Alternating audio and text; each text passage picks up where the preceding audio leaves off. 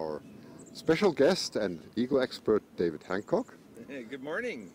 I'm going to switch over to camera 2 because David is going to talk a bit, and the microphone, let me see how the sensitivity is, David, because I might move over a bit and then you can talk directly to the microphone here. Yeah, I can move over there. Good. 1, 2, 3, yeah, if they can hear me, it's good to be up here. It's not really a hot day today. Good. I've got my normal one shirt on and it's a bit chilly. But it's really going to be a fine, oh, here comes Pa or somebody, oh, and a juvenile just passing underneath the nest. That's the one thing about this site. There's always somebody going by, always somebody. And there's 3 more birds just off a little bit to the south. So there's 4 in a group chasing each other, Ma watching them. Yeah, there's a lot of action this morning. Yeah, there is. It's completely different to last night where there was absolutely nothing going on. So, well, I mean, we have before us, I mean, I'm sure you've defined this. This big water body that sits out in front of us here is Boundary Bay. I mean, the point of land that's off to the west of us, to the southwest of us, that is Point Roberts and Lily Point off Point Roberts. So the big bay that's between us and there, going off to the north, this is, of course, the best bald eagle habitat in the world, the most productive bald eagle habitat. There's about 90-something pairs of eagles that regularly border this bay. I mean, that's incredible, 90-something pairs in the area that we're looking at, in the municipalities of Surrey, where we are, and Delta. So 95 pairs is a lot of eagles. Then there's that includes the 7 pairs out on Point Roberts, which is part of Washington State, right to the south of us there, a few yards, literally. Have you actually ever been over to Point Roberts? Oh, many times. Yes, many times. The 7 nests over there we keep pretty good track of. So it's yeah, we have actually very good visibility of Point Roberts. You can see the cliff on the other side. Yeah. I could actually quickly point the you know, my my camera there, because sure, the visibility is quite good this morning. So let me just. Yeah, it's about 4 miles, 3 to 4 miles long, the point, going south of the Canadian border. Yeah, those are the cliffs. In fact, oh, here's 3 eagles. Oh my goodness! Right here in front of us, between us and the nest. Well, I better have to. And plus the one on the. There's a lot of action going on here. Wow! And there's another one coming in as well. Look at them all. Yeah, and Ma is complaining, so I'm going to go back to Ma now. She's complaining her head off and saying. I don't know what this is all about. My guess is that 2 of these adults here, extra ones, are probably the ones from the nest immediately to the south of us, but they just might be intruders. We'll have to swing the camera around a little bit. Yeah, it's what I would actually have to do is go to the wide camera to show that, because the movement is incredibly fast. There's so many eagles here above the nest. It's absolutely incredible. So there are 2 coming in directly from the nest again, and it's fantastic. I think. Well, a few minutes ago, as we were trying to get set up, Ma had quite a big item of food in her talons. They'll probably be able to identify it because she did bring it into the nest. We didn't get. I was so busy trying to focus the camera and turn it on, and I didn't even get it on because we weren't quite ready yet. And she passed below our lift, right here, right below us, went through this narrow gut between us and over the garage, right just a little bit over the grass here, and then circled around. So she had something sufficiently heavy in her talons, she just couldn't power her way up to the nest. So she had to go off through the trees here and then come back around. And she and the adult, we caught that. Both came and landed almost at the same time right in the nest. But I should have noted the time. It was just before we started, so it might have been about 20 after, and so we'll get to see her on the live cameras from the nest as to what it was she brought in. Yeah, low tide is I think around 1 p.m. today, so we still see no sign of low tide here. It's going to be a very steep low tide. Well, and that, of course, is what we were starting to talk about before. this bay is so productive because it is a huge shallow bay full of eelgrass. On this shoreline here, there's a bit more rock. Right. Where you've been down photographing the eagles, and so Right. there's boulders. A slightly different kind of habitat than out on the mud part where it's eelgrass, but there is some eelgrass here, and there's where there's boulders, we get what they call sea lettuce or ulva growing. Right. And both those habitats, among the rocks and out on the flats, among the eelgrass, is where we get these midshipmen coming in to spawn. That's this little fish that everybody on our site is very familiar with. This camera just clicked off. Oh, this thank you. I'll just switch it on again. That's good. I just heard it. Okay, there we go. Sorry for the technical problems. Well, they will that's get better. Yeah, we have the wind has changed a bit today. So anyway, coming back to midshipmen, I was actually talking about the 3 genders of midshipmen yesterday, which is very interesting. And I think you made me aware of that, David. Actually, that there are 2 different types of males and Yes. one female, right? Yeah, it's a size variant, and it's just like the black bear has this white phase and a black phase. Right. The midshipman has a little male, the same size about as a female, and it has a giant one, about twice the length and about 4 times the weight of the female. And when you're hatched or come out of your egg, I guess it's already predetermined whether you've got the genes to be large or the genes to be small. We tend to see along the shoreline and along the railway track where you get to sort of see a lot of dead Right. midshipmen that have been dropped by the eagles in their fight with each other. We tend to see a lot more of the big males. And at one time I thought that's all there was big males. And then I read about this, and then I realized that half the small ones are almost male as well as being female. And what happens now that we've been out there looking on the flats and you've photographed it, when the eagles catch a small midshipman, a female or a small male, they're every bit as likely to swallow it right then and there. Sometimes they don't, sometimes they'll carry it off. But it's sufficiently small, they can down it in one mouth. Where the big males, the big ones, the 6, 7, 8-inch ones, those are just a bit too big to take down whole. So they tend to carry them to shore. So when they are seen headed from out on the mud flats or in among the rocks carrying one, that's when you find that you get a whole bunch of other eagle adults, subadults, Right. bombarding the adult to try and steal its fish. And they obviously are relatively successful at dislodging them, because one day when you and I were walking along the railway tracks just below the house here, there were 7 of the large males. Now I realize they're all males. large males. Yeah. So Do you have any theory here? How is it possible that evolution has produced 2 types of different males competing for females? How does that? Any comments on that? well, it represents a really interesting thing. What's even here Yeah, there's some eagles. I'm comes gonna. more in. There's an adult and no, it's 2 adults. It's 2 adults. One is undoubtedly Ma, because I think she's coming up to the nest. No, I No, think maybe Ma is sitting at you the think nest that's Ma? because Well, so she's maybe- not being bombarded by crows. Only very, very few crows. So if it was Pa, he wouldn't be sitting there, in peace. So I think it's Ma sitting up there. So one of the interesting things about these midshipmen is I have seen the eagles catching them way back in the 60s, when I did Right. my thesis work on them. Right. And they were the food from Oregon, Washington, all the length of British Columbia and into Alaska. Really important food source.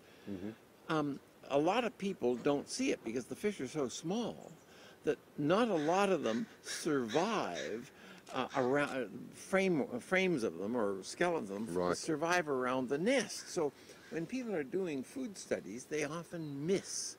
We get to see the midshipmen Right, coming into the right, nest all right. the time, which is a much truer representation of what's happening. But people picking up remains below the nest miss this. And so I think it's one of the things where we want to get a student going over all our old records. I mean, as you know, we have all of these years of at every camera archive. Right. So a student with about 4 lifetimes, but what we're really waiting for is that at some point, and I know this, I just know it's not yet quite available, a student should be able to write a program or find a program that will identify by quickly scanning the archival film for hours at a time automatically with a program. The program should be able to identify when there's food brought in and locate those moments in time. Right, right. And then the student can go back and check and determine what was this food item. Was it a flounder? Was it a midshipman? Was it a scavenged gull? Or what is it? So this data will all be available for that. And I think what it's going to do, it's going to totally change our perspective of what we thought eagles ate, because what they ate has been determined to a large extent by samples found below what is brought into the nest and actually fed to the young. So I think there's going to be a big difference there. It's much more in favor of small fish, which leave no remains. I mean, they're gone. There might be some bones, and we've seen this in some of the pellets. Right. We get the odd bone of a midshipman, but not reflective of the real number of midshipmen that are actually being caught and eaten. Yeah, well, so this bay, I mean, I can never get us far away from this bay because it is so productive. And when that tide drops, which of course, people who live on the interior don't quite understand the cycle that drives the coast. But there are 2 tides every day, 2 high tides and 2 low tides. And it's quite a complex thing. Every day there's a high tide, the highest high is followed by the lowest low. And then the next high tide is not quite as high, and the next low is not quite as low. But over the course of the month, about 20 minutes every day, the high tide changes to a few minutes later. But it's not only changing later every day, one of those tides is getting a little lower, and the other low tide is getting a little higher. Right. So it's complicated. Every day there's a slight shift in the amount of the seashore, the beach, that's being exposed. And that makes different things available to the eagles. Yeah, there's 2 more going by. And that's a chase. So that's... You see the kite surfer out there? I've got my... yes, there...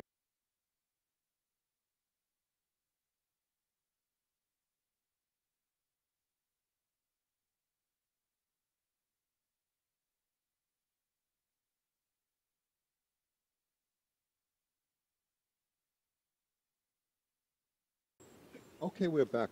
We're back. Well, I've forgotten where we were. I know where we are, though. we're on a... Well, first of all... a man lift, they're called, provided by Russ, and we're overlooking the White Rock Nest, and we have this spectacular view of Boundary Bay. So, and there's a lot of activity today, probably a lot of activity because of the wind.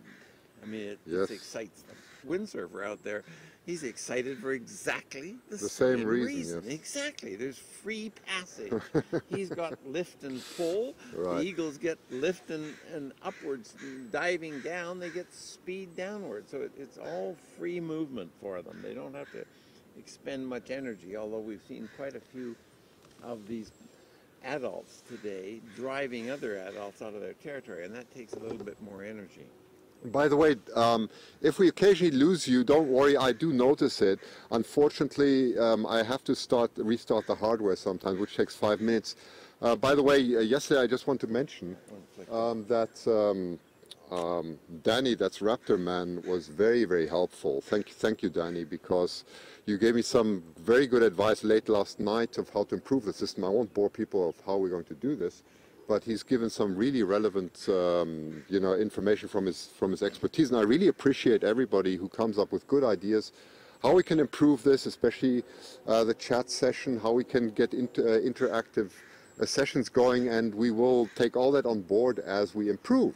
Yeah, and one of the things that we're going to put this Vid Blaster, which is a production program in, and once we get that going, we'll be able to take Skype or chat lines or the different kinds of social media and bring them in live and answer questions. So and we'll be able to do that from anywhere. It won't just be from here. It'll be, once that system is going, we can go anywhere that we can have a cell connection, and that's how we kind of pioneered this about 4 years ago with Richard, bless his soul, and then he got so sick and couldn't carry on, and it's until you've come along and here and rescued this whole thing and brought some more expertise to it, we've not done any of it. Well, I could hardly call my thing expertise. I mean, I'm good with cameras, but I certainly, this whole HDMI and all these RTMP things are vocabulary I didn't even know what they were 2 weeks ago. Okay, so. Well, here now we're having a visitor now. Do you hear the visitor coming? Yes. It's the train. I don't know which train. Oh, they hear it very well. The acoustics is superb. This sounds almost as though it's one of the freight trains, but you probably know. Our viewers probably know whether this is a freight train or a passenger train. It sounds rough, as though it might be I can't see it from where we are. Well, I have to ask the eagles. They know better. So. Yes. Here it comes. Oh, we see some wing movement up there at the nest. I'm just going to try and get that. Let's see. There's something going on there. But you would be able to see this very well from the camera on the left. What's that camera called? The zoom camera. The zoom camera. Yeah. The one down there is on that tree down there. Right. On that tree. Yeah, they would be able to see this very well. Yes. What's going on now? You see the train. No. Yeah, the train. Yes, but at the moment I was talking about Ma just sitting there on the branch. They have a very good view with the other. Oh yeah. Well, that's with the fixed camera. The fixed camera on the left. Right. Yes. There's a lot of noise now, so. Yeah, this sounds like the cameras now, because for some reason the system is very sensitive this morning, so sorry about that. Anyway, we're back live, so we're just going to keep the big lens on it. I'm not going to switch anymore. Okay, go on. David. I was going on continuously. I have absolutely no idea where we were when we were talking and got cut off. I did not note that because I didn't realize. Well, we were talking about the kite surfer. That was the last thing, and then we got he's still out there. He's having a great time. He's back and forth, and he's enjoying the exact same phenomena here that our eagles enjoy, and why it's so rich. He's got shallow waters, which make for good ripples, and good oncoming wind.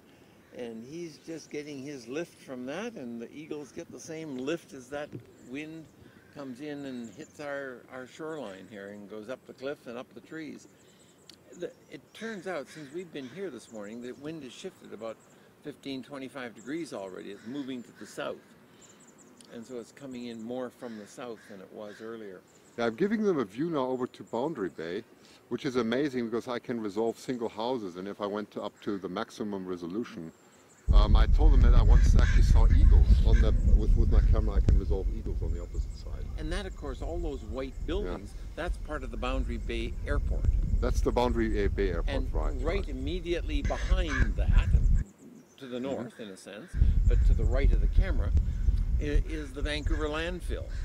And so between the landfill, all the farm fields which are on this side of the actual Boundary Bay Airport, and then getting to the Boundary Bay itself, this is just incredible eagle habitat. If the tide is not nice and low when the table is all set for these birds, then a lot of them simply go to the landfill and search for their dinner there. And while I have some mixed feelings about what they're getting from the landfill, it is taking the place of what used to be lots of dead seals, dead whales, lots of fish that would wash up on the shore that are just simply no longer there because we don't have as many seals and whales as there were 200 years ago. So the landfill is kind of the human alternative to natural wasted food sources. But we do have more eagles now than a few decades ago, right? Well, sure, but that's not necessarily more than, I doubt we have nearly as many as there were 200 years ago. Right. What we have is more eagles than 60 years ago, when Americans were offering a bounty and shooting them and paying people $2 for the legs of eagles. When that was the case, we lost a lot of eagles. There were, you know, that's when I did my thesis studies. It was in fact, it was before that when I first started to follow eagles in the 53 and 54. I couldn't find, with my airplane then, I couldn't find any eagles nesting in the Fraser Valley. None out here on these points, none over there on Point Roberts, none on the American Gulf Islands, and none in the Fraser Valley. And now, you know, the Fraser Valley alone, we've probably got 500 pairs nesting in the Fraser Valley. I've got over just about 400 nests located, and there's probably another 100 I don't know of. So it's an incredible recovery these eagles have made since we quit shooting them. Yeah, Ma's being bothered a bit by a crow at the moment, which you can follow. Yeah, I can't give you the wide angle, which is better because I won't switch at the moment. Otherwise, I'm going to lose the signal again. Yeah. So sorry about that. But anyway, I'll do my best. Is this windsurfer out here regularly? You've been out here. Yes, I've seen him a few times. So let's go back to him. He's a there comes another eagle in. There comes another eagle. Oh, just by. There's our windsurfer. Yeah.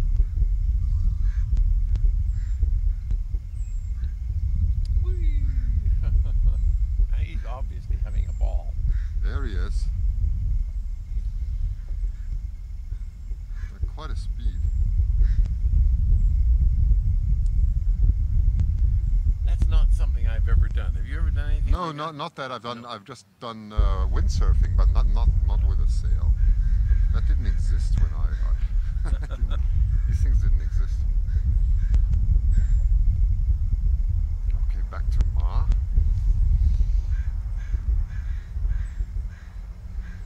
Well, it'd be interesting to hear. I mean, if we had this connected up through the vid blaster, we would have been able to watch what Ma brought in on that occasion. I know. Because we would have been able to monitor those cameras, and then I'd know what to comment on. She certainly brought something heavy in because she couldn't, she couldn't get enough lift to go straight up from the sea up to the nest. She had to pass underneath our lift here and make a big wide circle to get enough height to get up to that nest. Amazing how she weaved her way between these trees, between the garage and the I mean, she was only 5 feet above the garage. It was quite a struggle for her to get high enough, and particularly because there was another eagle chasing her, 2 crows. Oh, there comes another one. Yeah, another one going by. Every few seconds, there's somebody else having a free pass. I mean, you see, unless they're being chased, they never flap their wings here. I mean, no, they don't. They're just gliding downhill always. Yeah. I mean, they've got such a lift here that it makes it such easy passage.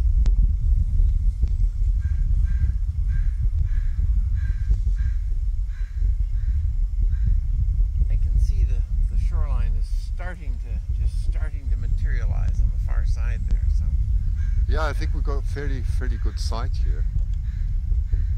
Very good one visibility. missing element here is if we were over further, we would see that tower on the just not far from where that windsurfer is. There's a slightly deeper channel. In fact, there's a boat just coming. I can see it coming through the trees there.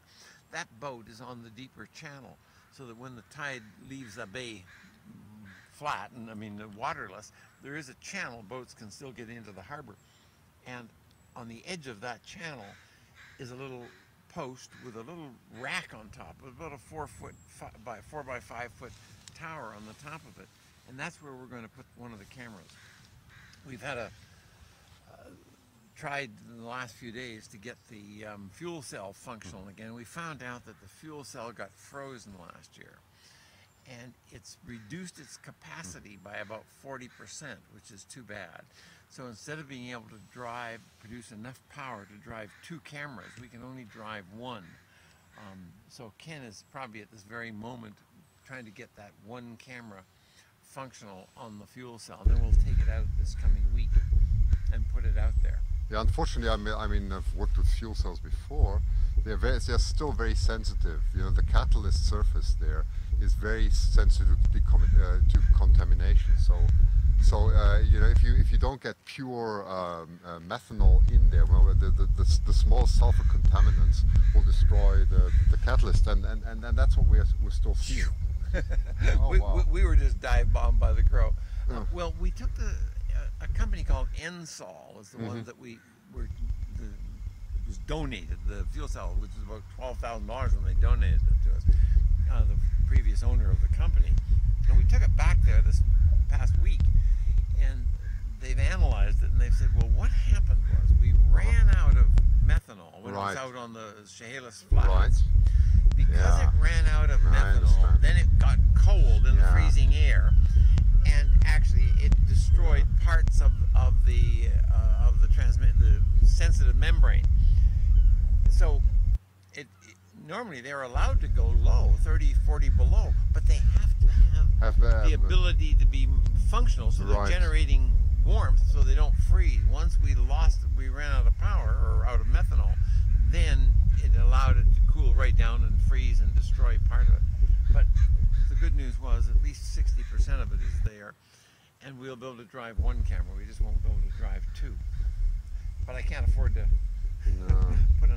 buy another fuel cell because they're very expensive. Right.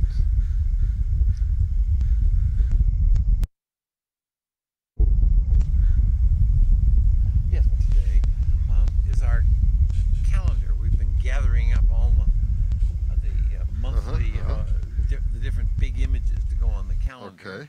And we're still needing a volunteer, a designer. Oh, designer, right. Somebody to assemble it into the 12 months and the little holes, the daily holes each month that aren't filled with a day. We always have got into the habit of putting a small image in those. Okay. Well, it kind of makes another additional feature in the calendar. Who did this last year? Well, we've had the same lady very kindly do it for 3 years, and she just ran out of time. So her volunteer efforts have come to an end, and we need to find somebody else. So if anybody has some component of design, although it's pretty straightforward, there's big full images, but it does take somebody with the skill of manipulating Photoshop and so on, or one of the similar programs to put it together. But we've got the images now. Today, I think Joanne, with the Fraser Valley Bald Eagle Festival, is choosing the winner. We've had the Fraser Valley Bald Eagle Festival has had a contest on for people submitting local images. You probably submitted them. You usually win. No, I didn't submit any because I thought I'm going to concentrate on videos this year. I think also it's only fair, you know, stay out of it and concentrate on other things. That's what I want to do. Well, in any case, she's choosing the winner today. I saw the selection and I said, well, hell, they're all good. How do you choose? But I mean, she's having to make the selection. We'll take that winner's image and also put it in the calendar. Oh, that's wonderful. Nice. That's good to hear. And we're working on a really exciting third week option. You know, in November we have what we call the Season of the Eagles and the Salmon. Right. And initially, the Fraser Valley Bald Eagle Festival always had its festival on the third weekend of the month of November. Then we've been trying for years to find enough people to take and expand, because the eagles are there for the rest of the winter. Yes. But the point is, if you're having a second and third and functional weekend, somebody has to coordinate all the projects. And our volunteers for our festival work themselves all out producing the first weekend festival, the Bald Eagle Festival. So we've now talked to the Stalitz people, which is the First Nations group out there, plus the Salmon Stronghold people, into overseeing the second weekend. And they're going to feature things to do with native art and culture. But of course, the attraction out there, and they're calling theirs the celebration of the salmon, but the attraction is of course the eagles and the salmon. And the third weekend, and we've been trying to figure, well, what else could we do out there on the third weekend? And it's come about through you, because you ended up giving a talk last year or yes, last fall, fall, to a big photographic club. Right, that's right. In downtown Vancouver. Vancouver, yes. And they've invited me to give a talk, and I met with them this past week. Yes. And they, as a photographic club, and a very, very professional, well-organized one, are contemplating, and I don't want to say who they are because they're voting on it this week. Right. To actually take over the third weekend and make it into a major photographic event where they will supervise the contests and for different categories, whether it's salmon and eagles and nature generally. They're going to oversee all this. So that's an exciting potential at the third weekend. I mean, it's still going to be our eagles and our salmon to bring the people out there, but there'll be another event, and it'll be aimed at keeping photographers happy and with a fairly big contest. So that's a further excitement. I've been working with them to get that up, and they're going to vote on it this week and decide. But you were the one that made that contact for us, and it's really they're just a really dynamic group of people. Well, it's wonderful to expand. I also think that you know, this type of media, especially as we you know, as we'll improve this in the next weeks, will definitely get more interest, because there's so many people who don't have the ability to see what we're seeing here. It's just incredible. So while we're talking about events, are you going to go to your calendar now? Okay. I'm going to go to my calendar because I never. On July 13th, Sunday, July 13th, coming up, just about a month from now. Right. We're having what we call Fledge Fest. Yes. It's our Hancock Wildlife Foundation event that normally celebrates the eagles leaving the nest. For years, we did it at Sydney. Right. Where the Sydney pair would fledge their young, and I'd try to guess which day. And even if it was midweek, we'd have it midweek because that meant most of us older people could travel on the ferry to Vancouver Island for nothing. But now we don't have the Sydney nest. We're holding it on a weekend when more people can attend. And instead of it being at one of the nest sites, we're actually holding it at my place. So we'll do a live broadcast from there. Why not? Yes. We discussed the possibility of this. We'll do a live broadcast. But that's not the only event we're holding at my place. And by the way, the public is welcome to the Fledge Fest. Anybody who is interested in eagles and lives near here, or a few people are coming from far and field, our place will be open for Sunday, July 13th, for open house and 3 to 7, and we welcome all of our viewers and so on. But we're having another event. What's that, David? Well, you're beginning to fade already.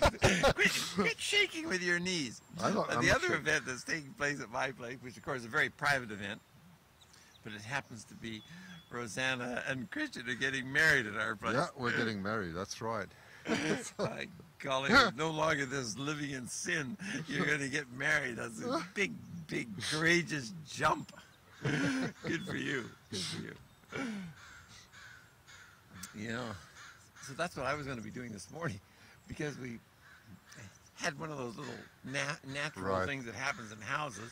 Our dishwasher leaked and the floor was rotting out, so we were worried about losing Mary through the... Is that your phone? No, that's your phone. That's your phone. Oh.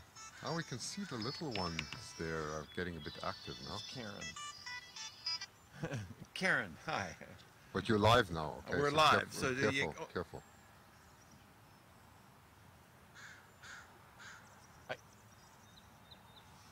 I can't hear you. You're intermittent. Hello? I can hear you, but you break up.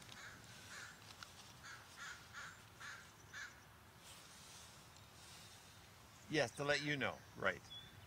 Yes. I will do that. I will do that. Yes. Okay, I'll do that. All right. Bye-bye. That was Karen. Okay. And she had been listening to our comments, and of course Karen, being my project coordinator, is the one who always needs to know who's coming, because we have to have some idea of the numbers. Okay.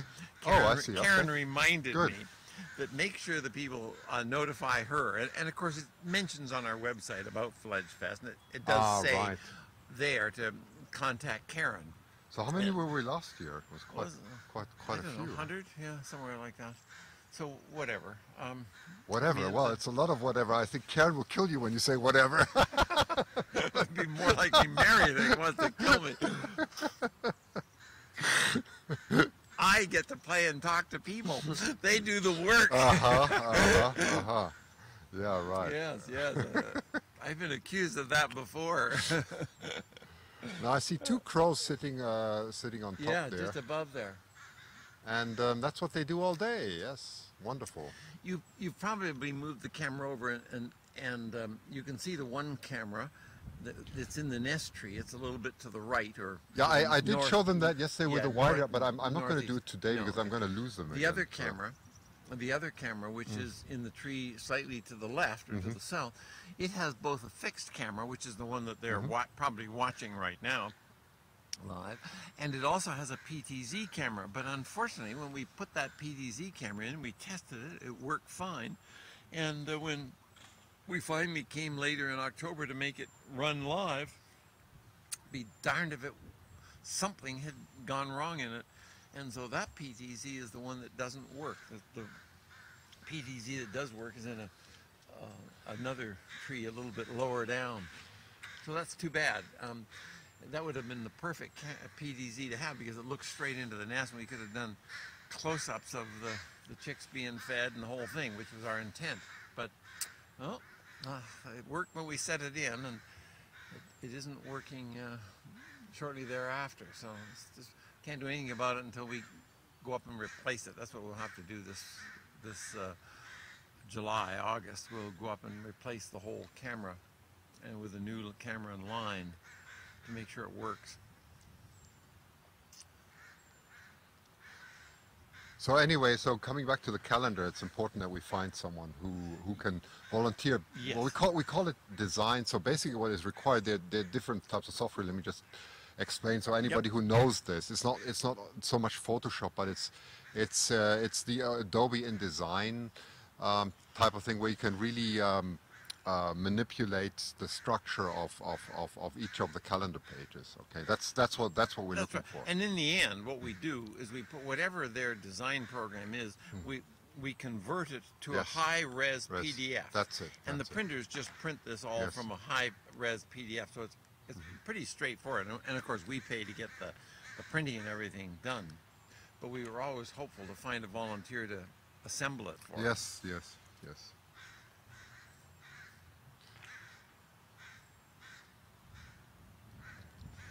Anyway, the question that we were discussing yesterday was, is this the same pair that we had in 2012? And of course, they're different views. I personally, because I'm more on the scientific side, tend to say what is not proven is not right. Okay, so I have my doubts. You mean the ma and pa here? Yeah, they're the same because I just I'd like to see real proof of just to say they're perching on the same tree, as you know, is not sufficient to say those are the same eagles. No, not at all. This is an interesting thing. We had these conversations going back some years with Doug Carrick when we had those first cameras out on Hornby Island. Right. And he would say, well, after the bird had done something different and come back quite late and said, oh, it's the same bird because it sits on the same trees, same perches. Well, that sounds good, except as a pilot and having flown over 1,000, tens of thousands bald eagle territories, it's so obvious once you get up in the air and you fly low over the treetop that you know exactly where you would go and sit. Yes. I mean, there are certain very obvious branches, and they give the view of the habitat and the feeding places, and there's not that many of them always, so naturally the eagles would pick the same places I would pick. I mean, it's obvious. So if one pair comes into an area, it's going to pick the same trees very likely. Exactly. Now, there are other behavioral differences that could be much more important. I mean, does one bird, is it left-handed or right-handed? Not easy things to determine, but birds are the same thing. They're believed to be left-handed and right-handed, and they lead with...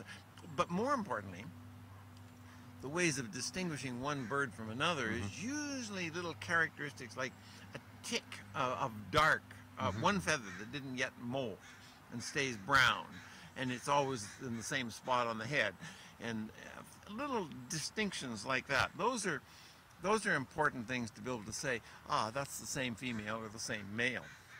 But they're not good. What we really want, the answer is to have the birds banded and know. Exactly. And we have a project being involved with Dr. David Bird, who was, from McGill. He's now retired out here. He's on our board of directors of the foundation. And he and some students are right now putting together a long-term study for us.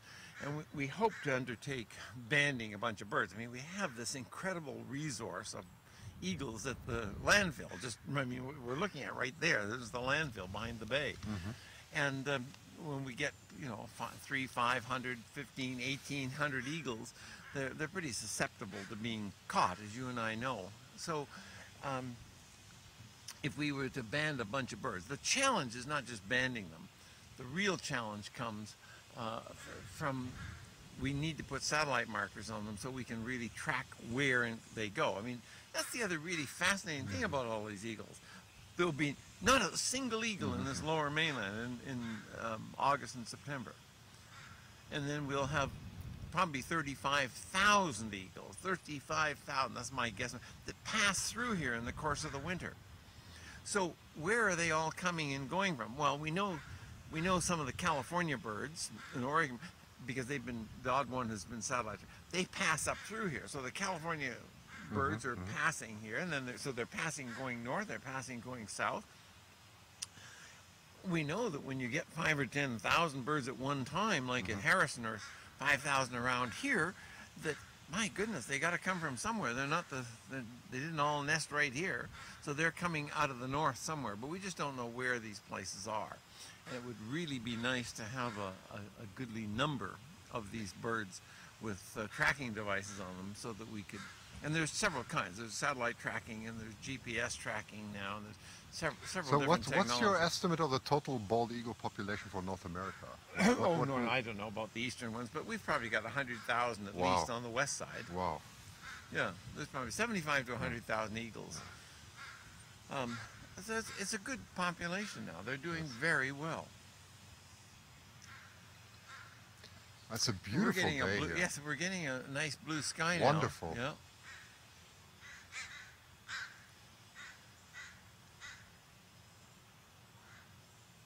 I can see the crow activity there. At least I'd love to give you the wider view, but I cannot do it at the moment because I'm still struggling. I don't want to lose the live connection again. So we'll get better at this. I promise. Well, if we get this other system, the vid blaster, I think it has a different concept. It'll solve a lot of problems, and I think we'll get that. It's I think at least I know what to do now, so it's good.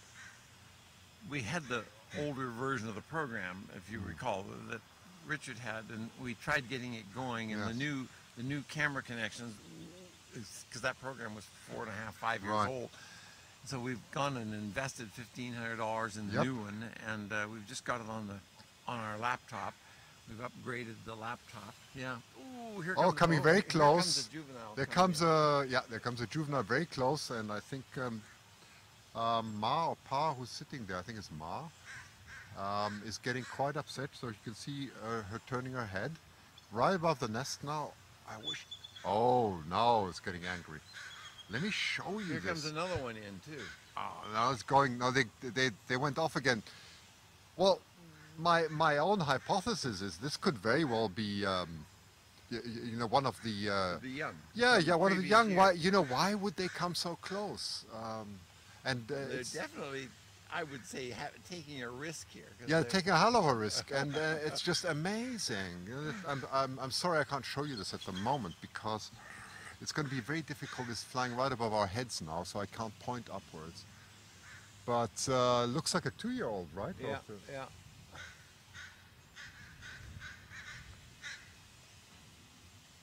Yeah, just more or less hovering, floating on one spot. But there was 2 of them, and the last one there that was, I think, a year older. The other one was a first-year bird, and it came even closer and was tolerated. Quite surprising. Well, what is interesting, I took a video recently about a month ago, and it's good to have Tina around for that because Tina has an incredible Observing ability. She observes very, very carefully, and I really trust her. You know, trust her judgments. But we were looking at a juvenile, and we are, you know, highly certain, or we believe that that is indeed Foxy because of the way it was moving and just the mannerism. Yeah. And and it was sitting right here in the garden. So yeah.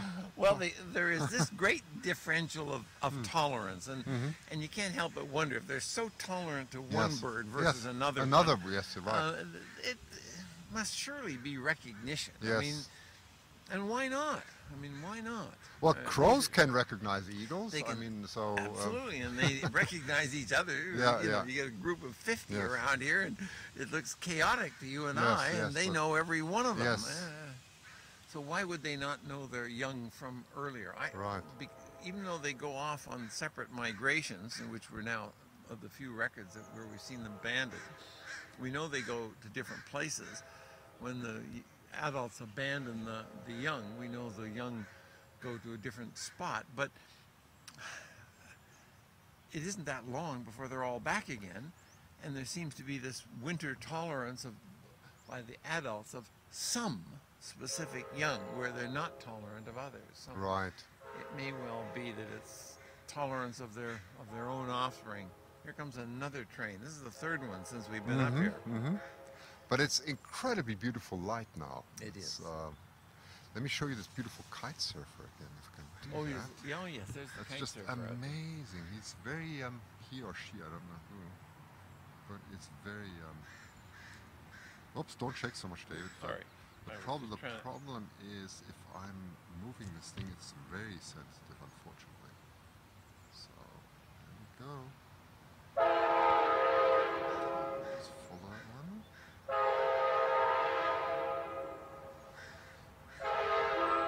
Yeah, there's a kite surfer.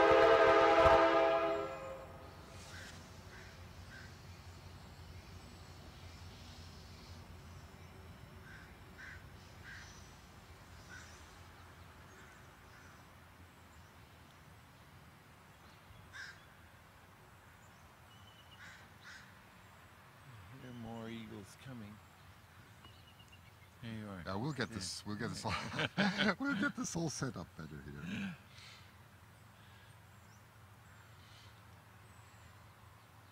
I'm still delighted that this works. Actually, you know, I mean, it's fantastic. I am too. Work. We've been talking about this, and I've been long hoping time. that somebody who's technically oriented, which I'm not, would take over and advance it again. And it looks like you're it. You're it, Rich. Well, and I think we'll get it. You know what I'm really keen, of course, is there's a lot of interaction. So you know, for the benefit of the Hancock Foundation, that we get a lot of interaction and use media in the way to really promote that there were. When you started streaming, I mean, they couldn't have enough bandwidth, isn't it? No, that's right. There wasn't enough bandwidth available in the right. world. I So? mean, technically in the world, they couldn't hold the people. They couldn't deliver the bandwidth to watch the city nest that our people were demanding. But now, of course, that's not a problem. There is bandwidth out there for the final distribution.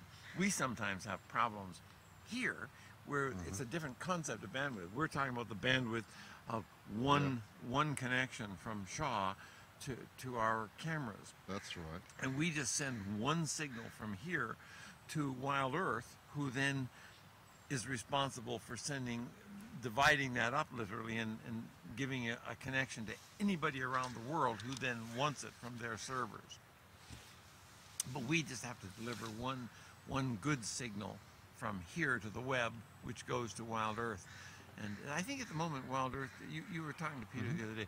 Yes. They're still using a California distribution system, or I wouldn't know. I would have to ask Peter. It doesn't really matter. They move their distributor I don't know what he does. servers around. They have been in California for the last couple of years. Right.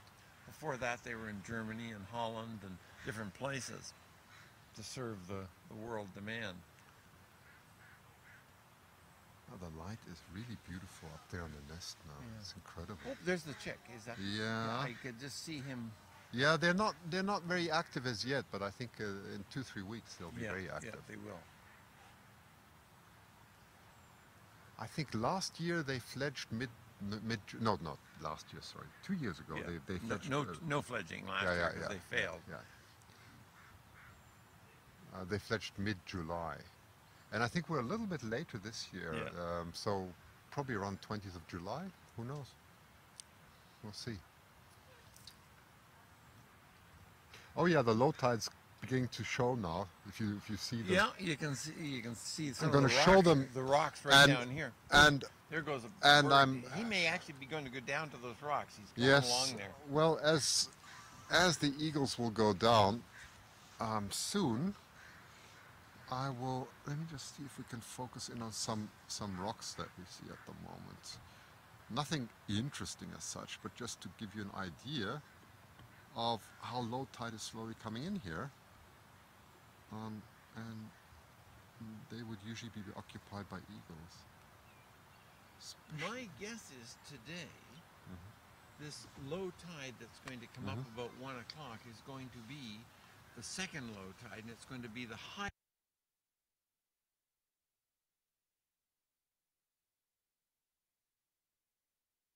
There's another one down low, and another one just flew over our head here.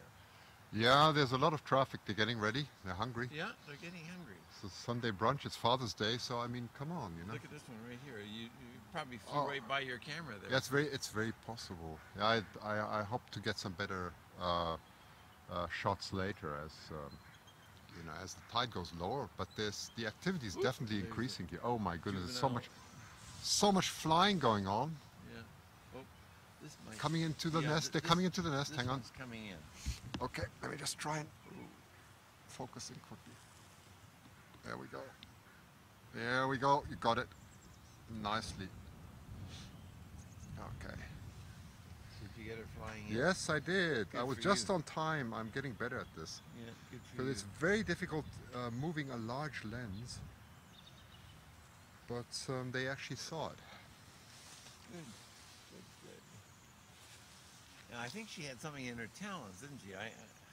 You get watching the whole thing and find them in the frame. I really wasn't focusing on the feet. They need the other. This is exactly where we need to see the other views. Exactly. Now then we would know. Then we'd know. There's another one right down there, right down on the water's edge. Oh yeah. Oh, there's two more right there. They're fighting. Yes. Yeah, having a little dispute over something. Yeah, this is unfortunate. At the moment, we cannot see Ma or Pa, whoever just flew in. I could not see that, but oh, they're two juveniles. My goodness, I wish I could. We'll get this better. Beautiful, but I don't think I can follow the camera so quickly.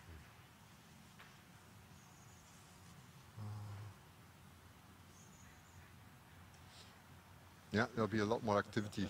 I wouldn't be surprised if we have about 50 eagles below there today.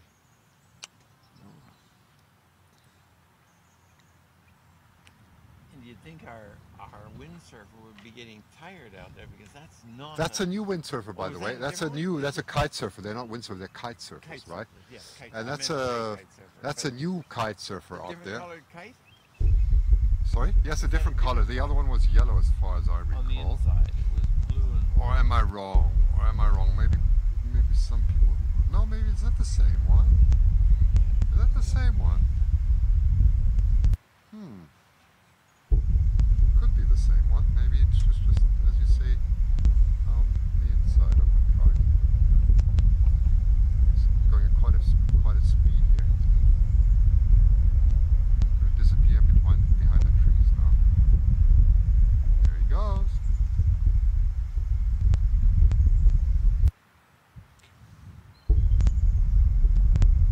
I'm going to give you a shot. Yes, there was another juvenile. I wish I could. No. I must. Several of them. I must try and show you more of that. There's a lot of action going down there.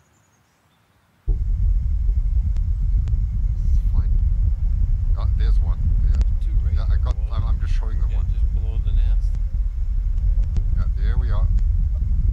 Oh, that's another two over there. Yes. Those are farther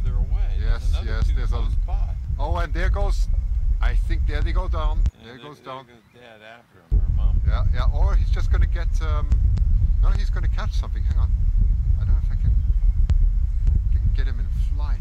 It's really difficult, unfortunately. But yeah, there he is. You saw him? Well, Yeah. He's going up. He's going up. There's 4 of them there now. What? 2, 4, 6, 8, 9. I think you're getting an idea now of what's going on here. I got them on camera, but now they've dispersed. All of a sudden, nine Yes. eagles there. Yeah, they saw it. Whatever was there of interest, they just all accumulate on that item. Here we go. quickly. There's something going on the beach. Yeah. That's why I really want to broadcast from the beach. There's someone coming back up now. There we go. You see him coming back up? Yeah. And now I've lost him because they usually disappear behind the trees. But she's gaining. But- She's there. Oh, she's over here below. There's several. No, of them that's right another below one. the That's nest. another one. There's several below the nest there now. That's another one. It goes so fast, yeah. Oh my goodness, this is beautiful. Hang on. Can I get you in there?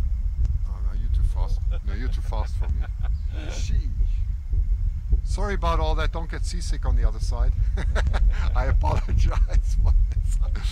Oh, there comes Here comes one into the nest.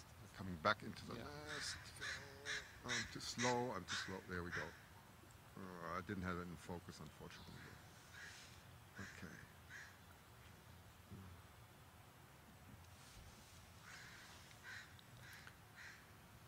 Yeah, I wonder what the. Oh, there's still one eagle out there Yeah, just on the, yeah. above the water. Oh, I wonder what it was. A little swarm of herring or something came boiled to the surface. Probably a midshipman. Very It could have likely. been, but it could have been other things. Mhm. See, you see all these big rocks like Uh-huh. there's some going out. Those rocks are the habitat of the sea-run cutthroat trout. They work these kinds of bays and they Right. hide. These are fish that are anywhere from a foot to 16, 18 inches long, and they hide behind these big rocks for protection, and they dart out at passing herring or Right. young salmon that are going by. Uh-huh. So they're there because there are herring and other little small fish going by, and they're moving out of the bay now as the water is dropping. So the eagles might see a swarm because as a sea-run cutthroat would run up and attack a small group of fish, that might drive them to the surface, and that's what brings the eagles then down to eat. There's one more going out there. See, he's going down after something. Oh, down here. And there she goes Ma. She just dove off the Yeah. tree there. So she's Went off. going down as well. Yeah. And Getting some so more food. something else, something else has come up out just offshore there.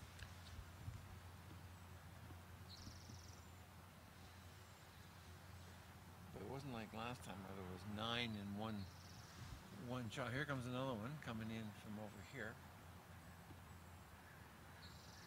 Yeah, it's turning into the nest again.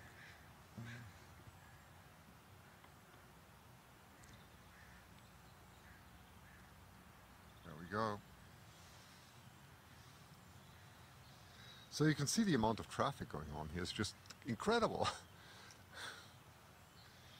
Well, we're looking at a 100-yard section of this ocean between down at Crescent Beach and the point, Woma's Point. There's quite a few hundreds of yards. And Yes. each one of them has got another 8 or 10 eagles in it. I mean, they're just stacked up along here. There's probably 75 eagles along here right now, and may double if by the time the tide drops. Yeah, there's one going down. See, it's going down to the water right there on the elm. Yes. But in fact, I think Ma's going to go I up think and it go landed- go down again. It landed. Oh, it came off.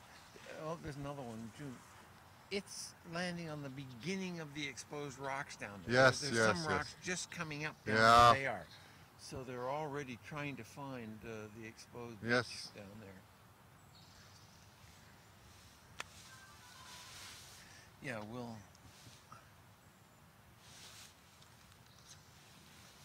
As soon as we got this vid blaster going, we'll go down there. We will. Oh, look at that there. My goodness.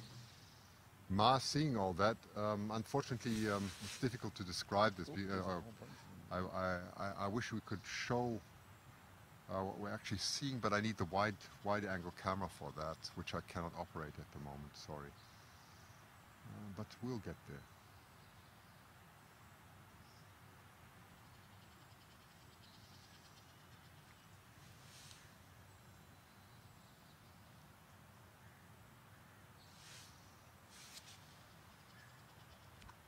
Off goes Ma. Let's see if I can. Did Ma just? Oh, Yeah. I'm going to try and see if I can. Well, she's behind the tree now. Let's see if I can. Oh, there she is. Ooh, it's so difficult to follow.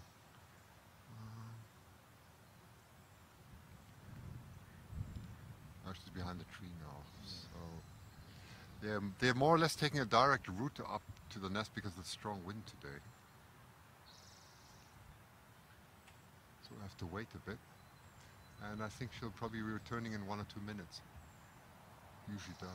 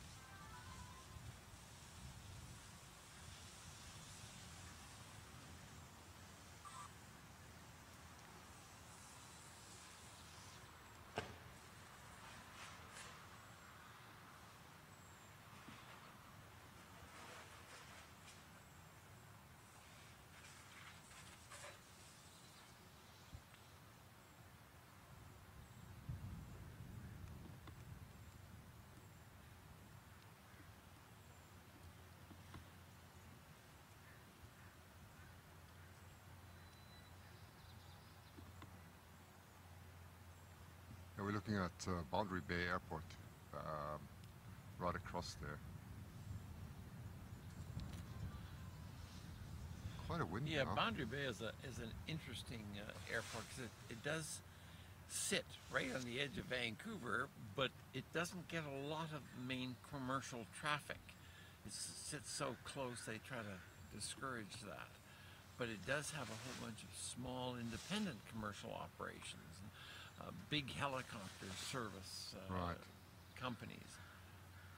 Every once in a while a freighter airplane comes in and unloads a Black Hawk helicopter or some devious looking thing from somewhere in the world and they get to rebuild it here, and then it's secretively put back into the hold of a big freighter and taken off again. There's a company both at Boundary Bay and one at Abbotsford that service these private war helicopters from all over the world. So I guess a few Canadians are making a few dollars on some of these indiscretions that are happening in different places. See, there's the eagles. They're already starting to land. One just took off those rocks that are below us here. Won't be long. They're getting more and more exposed. But what do I hear? Do I hear an airplane coming low? Oh no, there it is up there. Above us. It's funny, we have about a 20-second delay now. The delay varies between 3 seconds and 30-something seconds. Oh, it's different today? Yes. No, it varies sometimes as we stream. I find it very curious because I always listen to the delay that we have. Yeah. And It varies. Sometimes it's 3 seconds, sometimes it's 30 seconds. I don't know what the reason for that is, but what is it?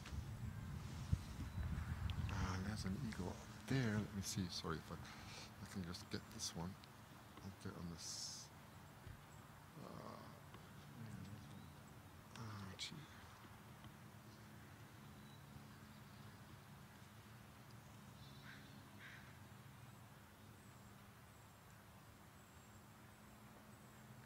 There we go.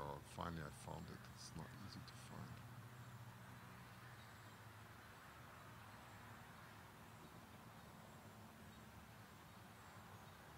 Seems to be hovering a bit.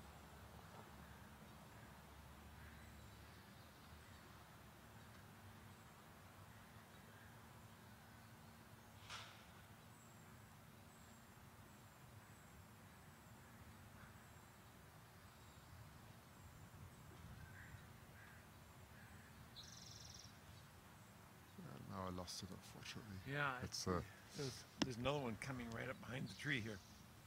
Oh, oh, right. It curved out as well. It isn't. It's difficult. Yeah.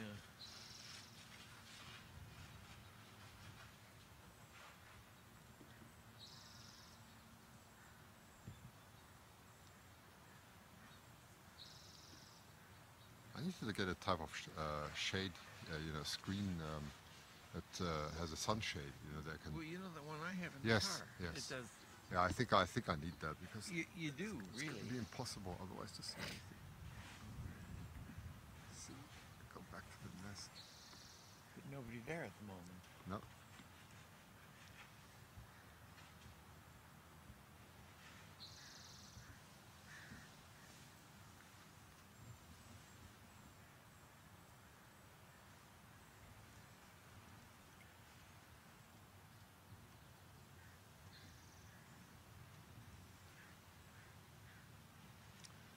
Well, there's several more juveniles.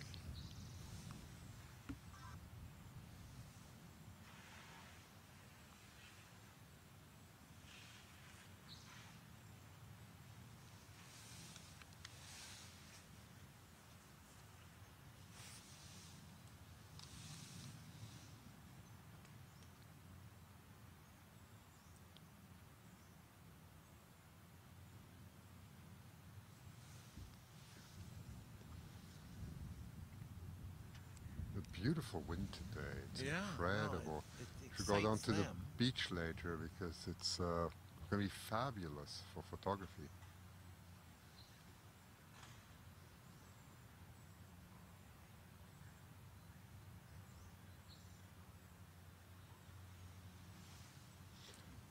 Interesting enough, the herons have not arrived yet. Now they're the first herons down there. I can just see them.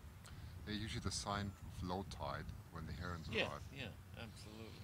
So, let's see if you can see some herons here.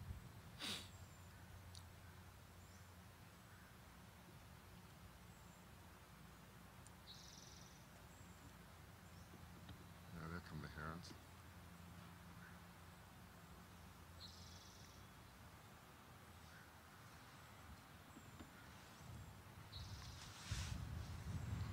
The herons will always start off close to the shore, and then the eagles, well, that's at least my observation, come there, and then suddenly you see about 30 herons taking off as one or two eagles comes close, and then they go far, offshore because the tide is so low. Yeah, they got long legs. Yes, and they go to places where the eagles don't go. So it's only now when the low tide is not Well, so the low. herons are really wanting to hunt fish in the shallow water. Yes. Once the water drops so far, then it's the domain of the crow, and they go and find the midshipmen. Right. Or the eagles directly Right. find it, but particularly it's the domain of the crow because they get out and wander through the eelgrass, prodding underneath it and disrupt a midshipman. And then it's either a tiny one that they can swallow and get away with it, or it's too big and one of the from the crow.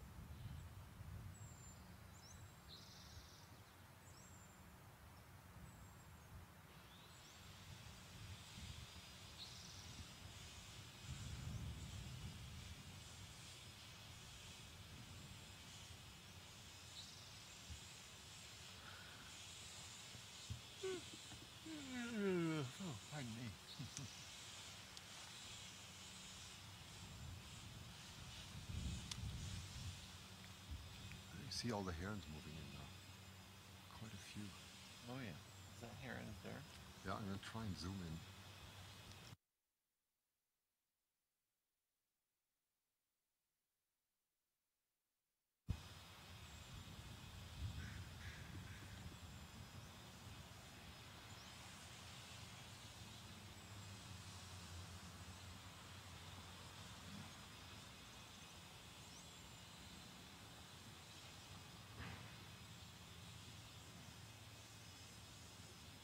There we go.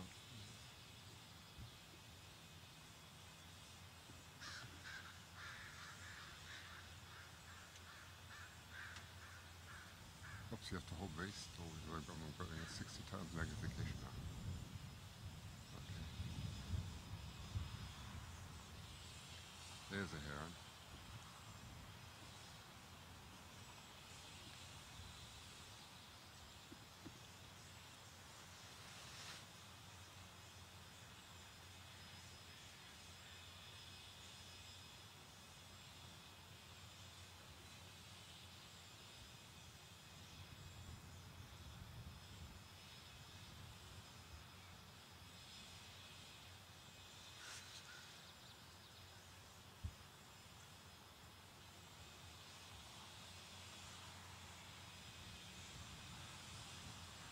Has somebody told you that the heronry that was down here toward Crescent Beach is actually occupied? No. No. Okay. I mean, there was one. Hello! How's Mr. Nelson? Good, good. How many chicks are in there? Two, yeah. But lots of adults flying by today, and juveniles.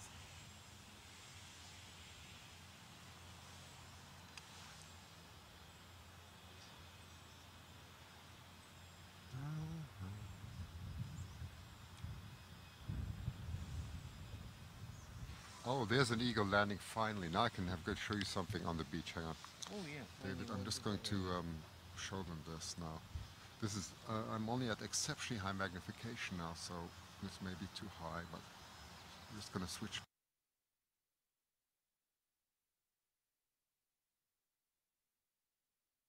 Let's see. Finally got one landing there at the beach. It's the first signs of low tide. Okay.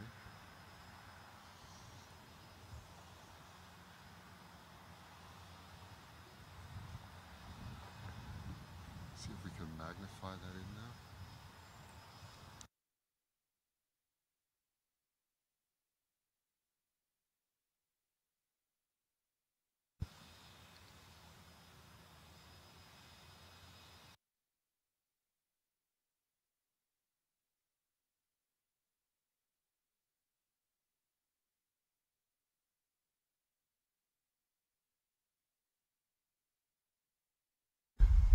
Sorry about that.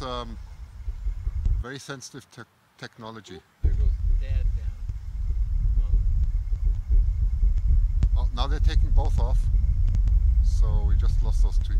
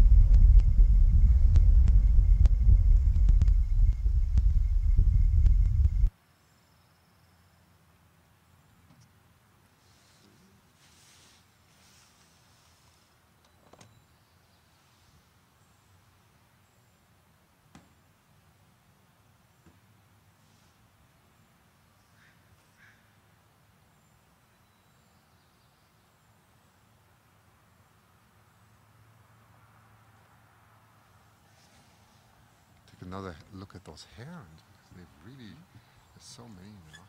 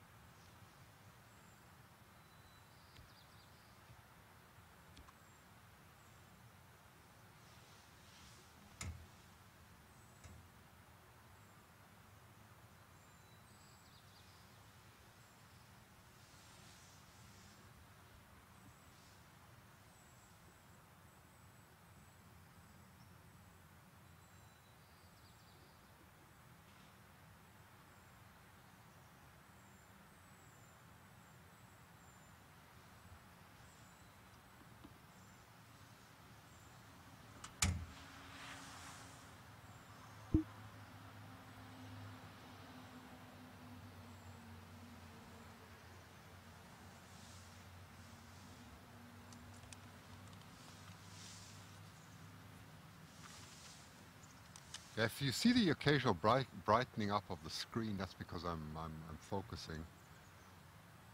It's not easy to do this in live view. I must try and get a sunscreen so I can actually see what the sun is. Unfortunately, coming directly at the from behind and shining straight on the screen, so it's impossible to make out anything. That's why I'm always going backwards and forwards, looking at the live view that you are seeing, and trying to focus that way. There are many herons now. Can you see that, David? Yeah. Many. And they're just standing in the water. Right? Yeah. Yeah. So that tells you it's low or not. Yeah, I wasn't here yesterday because the weather was ghastly, but you can see. Yeah, I think the low tides were the low tide at the moment is extremely low, and in a week. Yes. Be in the morning one. Yeah, and that's the early one. This will be the low. This will be the high low today, this afternoon. No, this is the low low. You think it's this still is low? Absolutely, this is the low low okay. that goes. I can't bring it up on the screen right now, but this is the very low tide. Okay, and in a week's time, it's going to be the opposite. Yes. Yeah. It'll have switched around.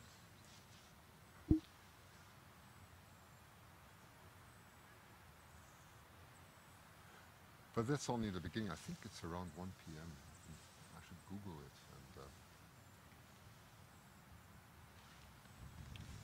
I've actually got it on my Android. Hang on, let me just check when the low tide exactly is. I'll tell you exactly.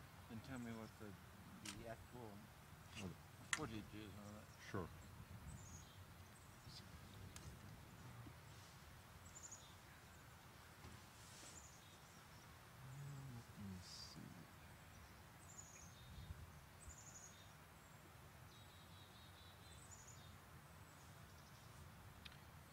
Okay, we are, the low tide should be just before 2 o'clock today, and it's about 0.2 meters, which is really low. 0.2, so it's 2 foot, yeah.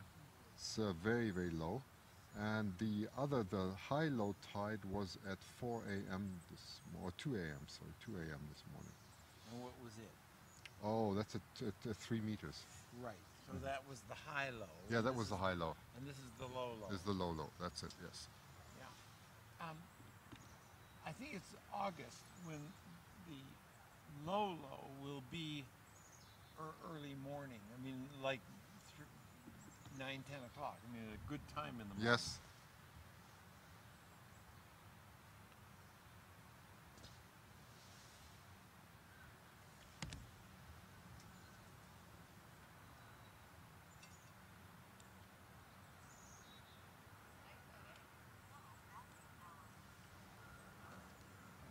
Oh, is that you complaining? Yeah. Well, I've got actually plugs here, so if you need power. Well, I didn't know that. There's no lack of power here. Yeah, that's right. I could have. Well, no, you're full. Well, I could maybe get in there, but I think mine is a wider. There's another one here. Is it? Good enough.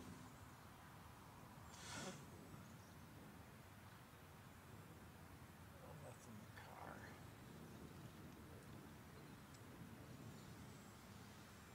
Oh, that's definitely, it looks like a different.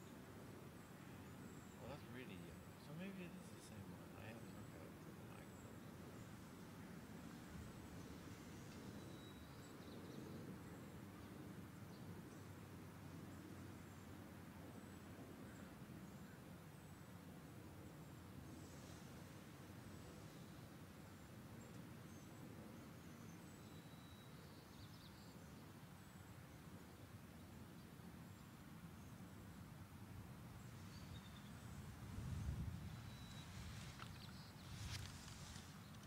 Oh, this is.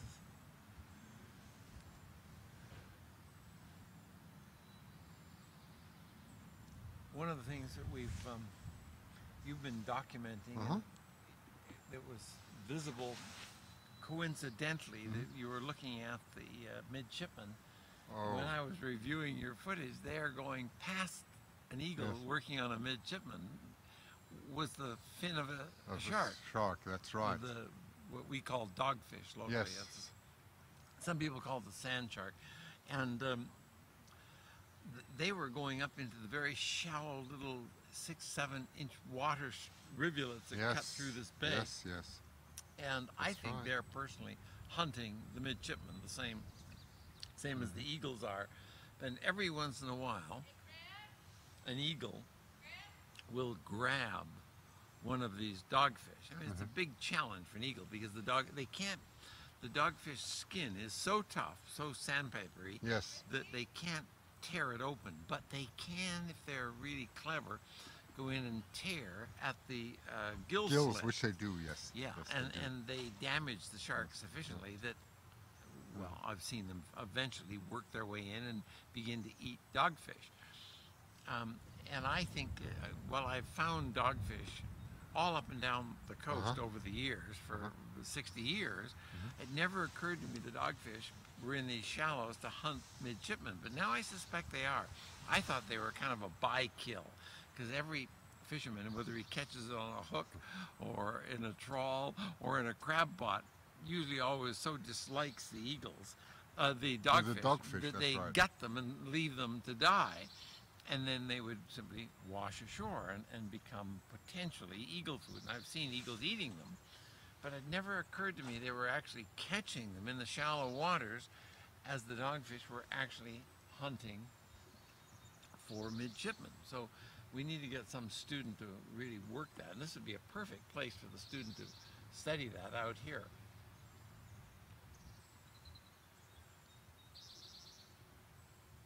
One of these days with your little, or my underwater GoPros, we got to sit them under in some of these shallow waters and get shots of the midshipmen. midshipmen. Yes, yes, yes, yes.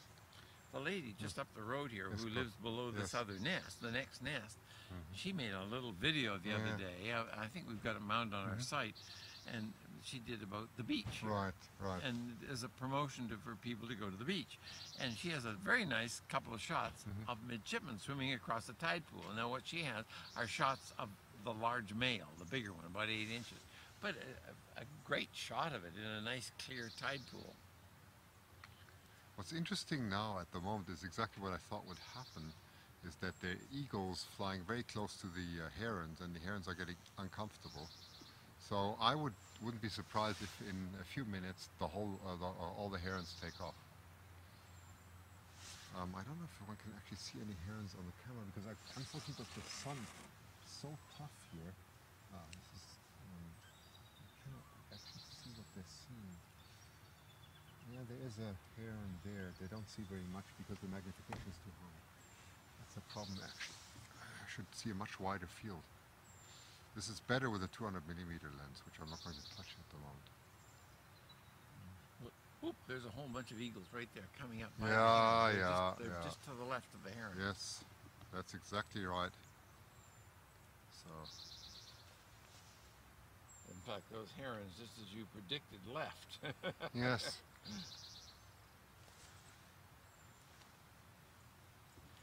I've actually never seen a heron, an eagle kill a heron. I've seen them chase them, Chasing, make them yes. drop things. You can see seen the heron even regurgitate things, but I've never seen an eagle attack and a kill. I mean, I'm not saying they wouldn't, and they certainly take them out of nestlings, but it's not all that common, or we would all the time I spend watching, I might have seen it.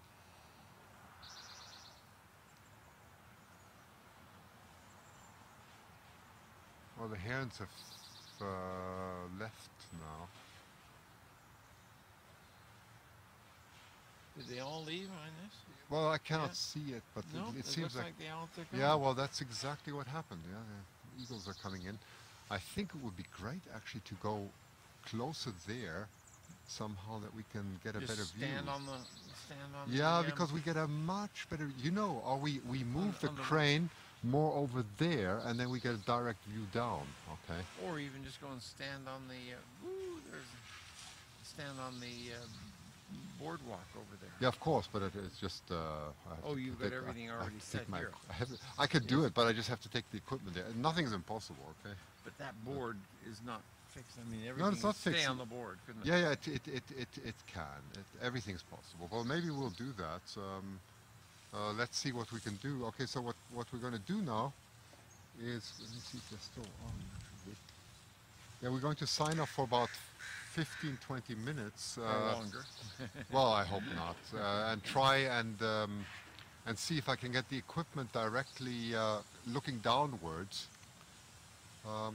Yeah, let's try and do that. Are you going to stand over there on the boardwalk? Yeah, maybe. Just walk over there, you mean? Yes. I think it would.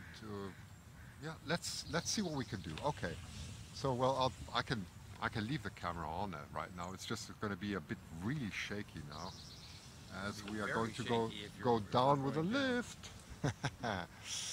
So let me just give you a view of, so you can see how all this works. So don't worry about the screen. Let's see how long we have internet connection. I'm just going to go ahead and get the lift down. I hate it. It always starts in a second. Okay. Oh, that's okay. Going down now. Let's see if I can give you a bit of a view while we go down. It's not that interesting, really.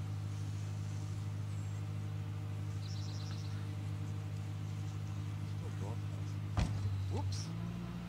Okay, now One section. section 1, section 2 coming.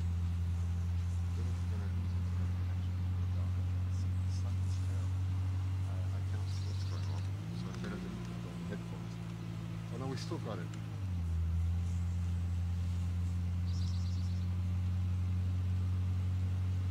Okay, we're going down from 45 feet, we're about 20 feet now.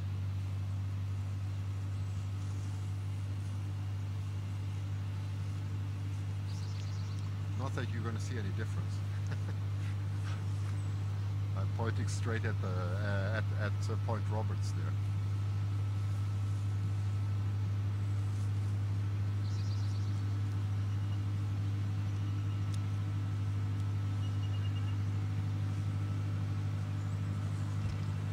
That's the second stage, Now 20 feet. and I'm going to turn the lift.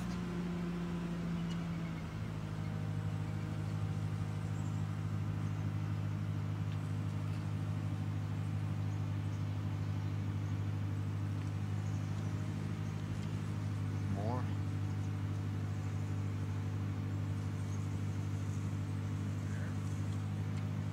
There we go.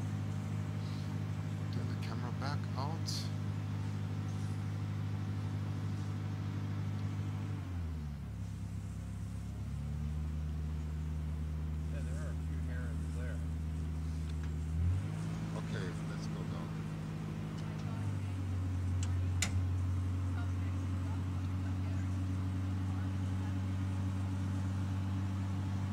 have internet, it's amazing.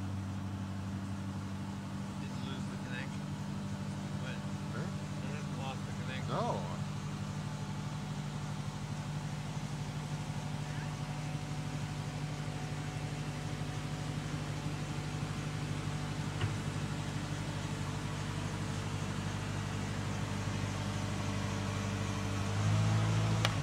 Okay, we're down. Now we're going to sign off. I'm going to turn off the going to turn off power. The power for about, and hopefully we'll be back in 15 minutes. So thank you very much. Hope to see you later.